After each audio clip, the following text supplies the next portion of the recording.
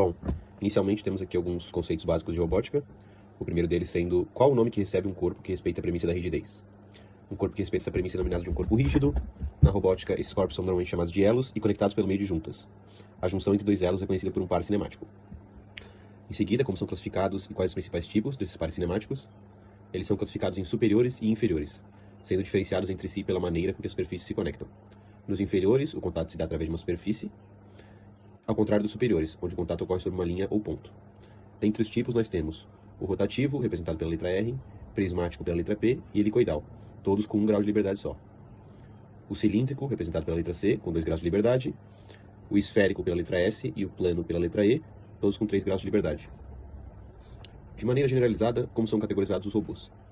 Eles podem ser classificados utilizando de critérios como autonomia do sistema de controle, mobilidade da base, graus de liberdade, estrutura cinemática, geometria do espaço de trabalho e forma de acionamento. O objetivo da questão 2 é calcular a mobilidade e o número de circuitos independentes dos manipuladores, começando pelo manipulador 3RRR.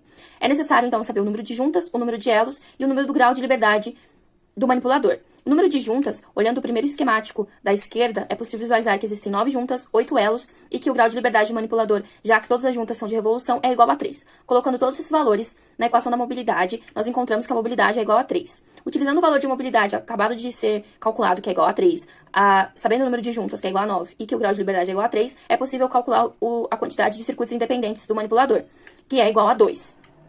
Na figura é possível visualizar, então, o representativo das juntas e elos, depois a representação estrutural do mecanismo e, por último, a representação por gráficos do manipulador 3RR. Para o manipulador 4RR, o esquemático mostra, então, que existem 12 juntas e 10 elos, e a mesma coisa, todas as juntas são de revolução, então o grau de liberdade é igual a 3. Colocando tudo isso na equação da mobilidade, nós encontramos que ela é igual a 3. E utilizando, então, para calcular os circuitos independentes, nós encontramos que existem 3.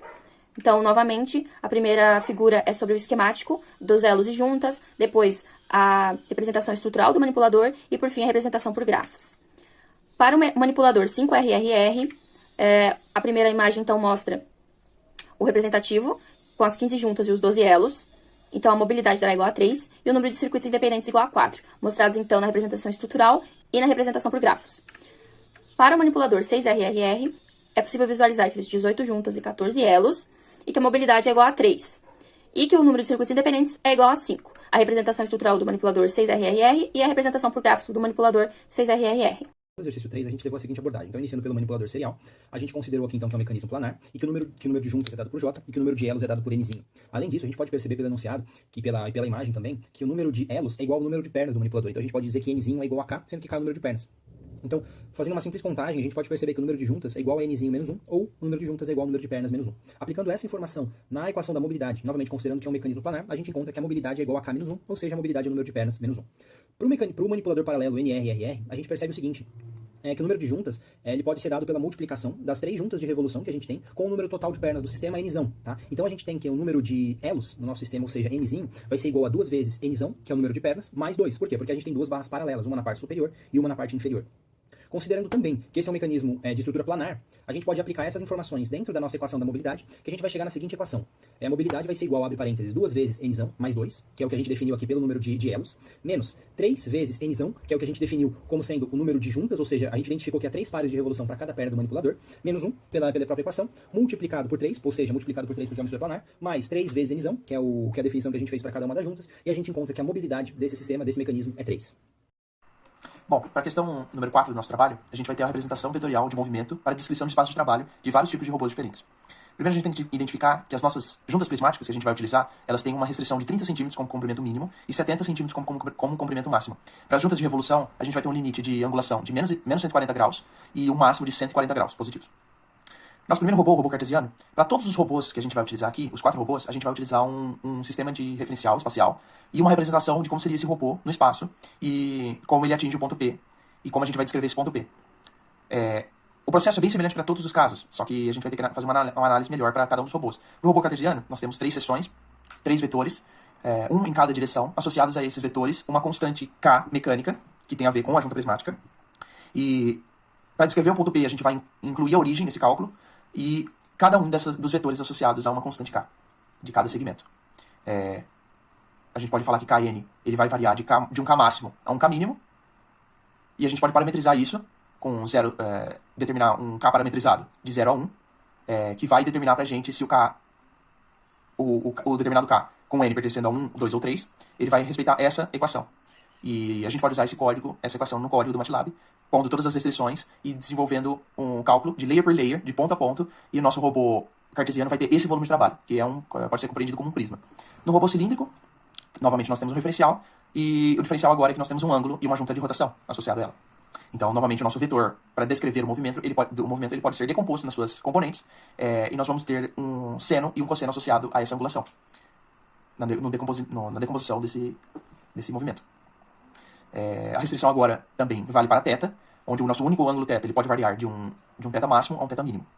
Normalmente, o código, bem semelhante ao algoritmo, e layer por layer nós temos a formação desse volume de trabalho, que compreende-se como um cilindro cortado de um ângulo, um determinado ângulo. Para o robô esférico, mesmo processo, só que a gente vai decompor o ponto P nos seus 3 eixos, em 3 componentes que descrevem cada um eixo do espaço. Desse jeito, deixando mais fácil a associação dos cossenos com os seus ângulos e também a parte que é prismática, a parte prismática de Z com a parte de rotação de Y e X. A gente vai ter agora 2 ângulos θ e eles também vão seguir a mesma restrição. Novamente o código, e este é o resultado do volume de trabalho para o robô esférico. Para o último robô, o robô Scara, nós temos essa associação. O diferencial desse caso é que os vetores eles vão ter uma constante multiplicadas a eles, e essa constante agora é o comprimento da barra, o comprimento da haste de cada parte, e por fim também uma prismática associada a um K. Então o diferencial agora são as constantes L1 e L2, e a associação dos ângulos. Os ângulos, como nós temos 2 juntas de rotação no começo, os ângulos, o θ1 é passado para a outra junta, e ele tem que ser somado a todo esse cálculo. Por isso, nós temos a soma dos ângulos aqui. Esse é um dos diferenciais desse robô. O código é bem semelhante, usando essas considerações para descrever o ponto P. Esse é o volume de trabalho do nosso robô Scara. É bem parecido com um cilindro. Bem, para a questão 5, onde a gente tem que definir os ângulos de Euler a partir dos quaternos, a gente definiu a seguinte relação, tá? A gente escreveu a matriz dos ângulos de Euler, ou aquela matriz que o professor apresentou na aula com o nome de matriz Rho-Pitch-O. Então a gente definiu aquela matriz pelos 3 ângulos, o φ, o θ e o Rho, por exemplo, né? E depois a gente definiu a matriz de rotação Q para os quaternos. E a gente pode perceber que uma das propriedades que a gente tem das matrizes é o seguinte: a gente pode pegar um elemento dentro de uma posição específica da matriz e igualar esse elemento a um outro elemento da outra matriz que esteja na mesma posição. Por exemplo, na matriz dos ângulos de Euler, a gente pega o elemento que está na posição 1, 3 e iguala esse elemento à matriz de rotação Q dos quaternos também no elemento 1, 3. Então a gente vai ter menos seno de θ é igual a 2 vezes, abre parênteses, Q1 vezes Q3 menos Q0 vezes Q2, fecha parênteses. Fazendo isso e relacionando com a propriedade ali do arco seno, a gente pode definir o valor de θ, sendo que θ vai ser o menos arco seno de B, devido que B é igual àquela que a gente encontrou na posição 3 da matriz Q, 2 vezes, abre parênteses, Q1 vezes Q3 menos Q0 vezes Q2, fecha parênteses. Definindo aqui que B está entre menos 1 e 1. Fazendo essa mesma propriedade para outras posições, a gente pode pegar, por exemplo, na matriz dos ângulos de Euler, o elemento da posição 1, 1 e o elemento da posição 2, 1, somar esses elementos e fazer a mesma coisa com a matriz dos quaternos. Com isso, a gente pode, além disso, né, a gente pode aplicar a identidade trigonométrica de cosseno de A menos B e definir aqui que o ângulo φ, ele vai ser, então, dado por arco cosseno de C menos o arco seno de B, sendo que o C, a gente tem dado ele aqui como 2 vezes, abre parênteses, Q0 quadrado menos Q1 quadrado, isso aqui menos 1, mais 2 vezes, abre parênteses, Q1 vezes Q2 menos Q0 vezes Q3, fecha parênteses, tá? Definindo aqui novamente que o B está entre menos 1 e 1 e o C também está entre menos 1 e 1. Aplicando novamente essa propriedade, a gente pode definir o ângulo de Rho. E por fim, então, a gente define os 3 ângulos, Rho, φ e θ, dos ângulos de Euler, né, com base na matriz dos quaternos. Bom, já na questão 3.6, nós temos matriz de rotação e de transformação homogênea para um sistema de múltiplos referenciais espaciais. Essa foi a figura que nos foi fornecida e ela contém vários tipos de referenciais. Associados a esses referenciais, nós temos algumas distâncias pré-determinadas. Por exemplo, a distância A, a distância P, a distância C. E essas distâncias vão ser importantes quando a gente for descrever os vetores de translação. Por enquanto, para descrever as matrizes de rotação, a gente não precisa transladar esses referenciais, a gente só precisa rotacionar. No item 1, nós temos essa operação matricial, do referencial 0 para o referencial 5, e uma multiplicação de matrizes também com vários referenciais. Só um detalhe que a gente tem que destacar aqui é que existe uma propriedade de que quando o referencial inicial de uma operação matricial de rotação, o referencial inicial é igual ao referencial inicial de uma outra matriz, e o referencial final também for igual, existe uma boa chance dessa afirmação ser verdadeira. Se esses caminhos forem iguais no referencial do começo ao referencial do fim, não importa quantas matrizes de rotação tenham aqui. Se essa propriedade for mantida, é um grande indicativo de veracidade dessa afirmação.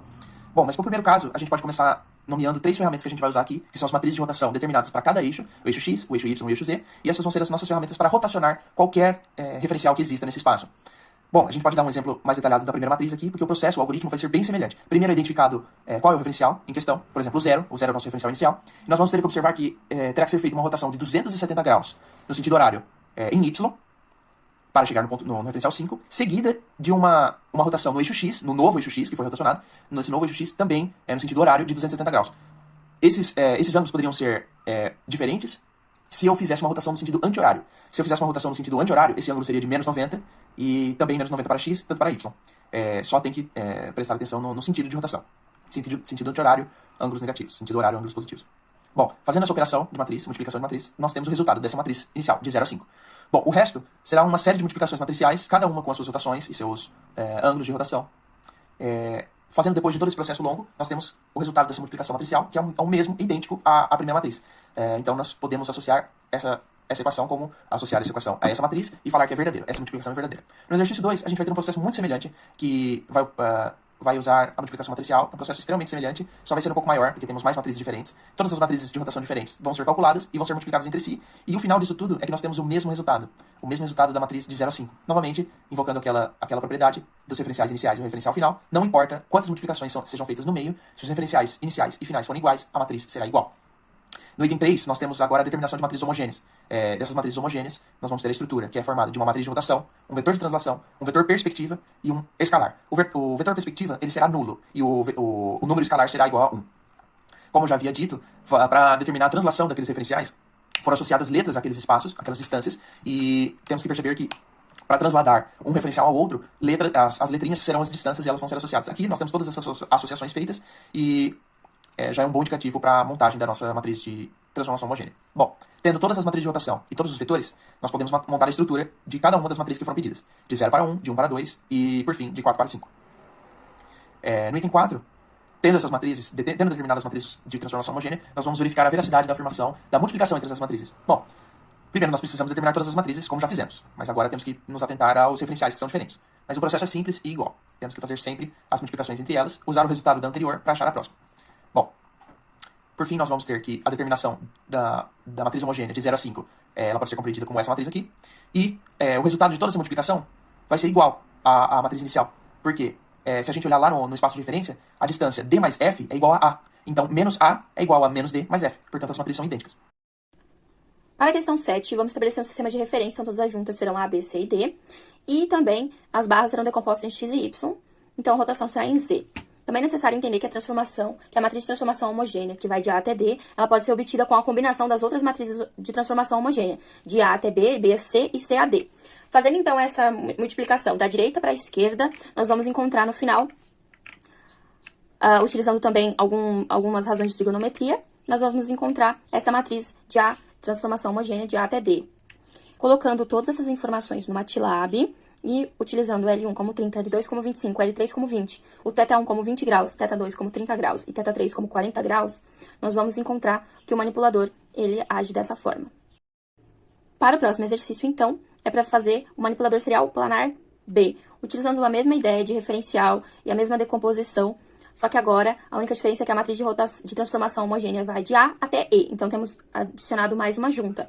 Então, novamente, sabendo que é possível fazer combinações das matrizes homogêneas de AB, BC, CD e DE, fazendo a multiplicação da direita para a esquerda entre as matrizes, nós vamos encontrar uma matriz final de A até E.